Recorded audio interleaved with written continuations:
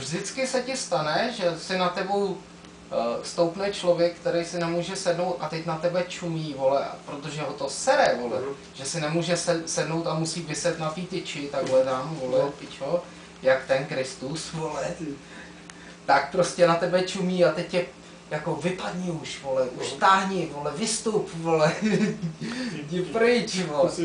A teď ty starý báby, vole, pičo, v těch tramvajích, ne, takovej, víš co, ona si sedne, ale teď chce sedět u okna a má tam, vole, 5 míst volných, ale jde speciálně k tobě a čumí na tebe. Já jsem stará, vole, protože si chce sednout k tomu zasranému oknu, vole. To by se z nich posral. Ty píčo, no.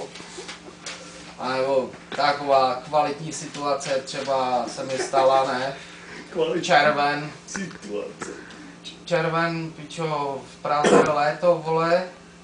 Ten pařák jak svině, ne? V té tramvaji bez klimatizace, vole, tam, pičo, asi, vole, 180 osob na místech, které jsou pro 60 osob, ty tam, pičo, tam lapeš po tom vzduchu, vole, někdo tě mlátí tím loktem, vole, do žeber, vole, nevíš ani kdo, vole. A teď tam sedí homeless, vole, na té, vole, modrý sedačce a on se do toho posral, vole, v té tramvaji. A teď já říkám si, pičo, jsem na IP Pavlova a ta tramvaj se vyprazňuje, místo aby se naplňovala, ona se vždycky naplňuje tam, ne? A pomalu v takových kolech, vole, až to ke mně došlo, vole, taky, ne? Takže jsem tu tramvaj taky opustil, vole, a zůstal tam ten homeless, vole, snad sám, vole. To už máš zaplacený lístek, že? To už máš no, tak já jsem musel rodičům poslat 12 000 korun, aby zaplatili moje pokuty zpátky za revizory, protože...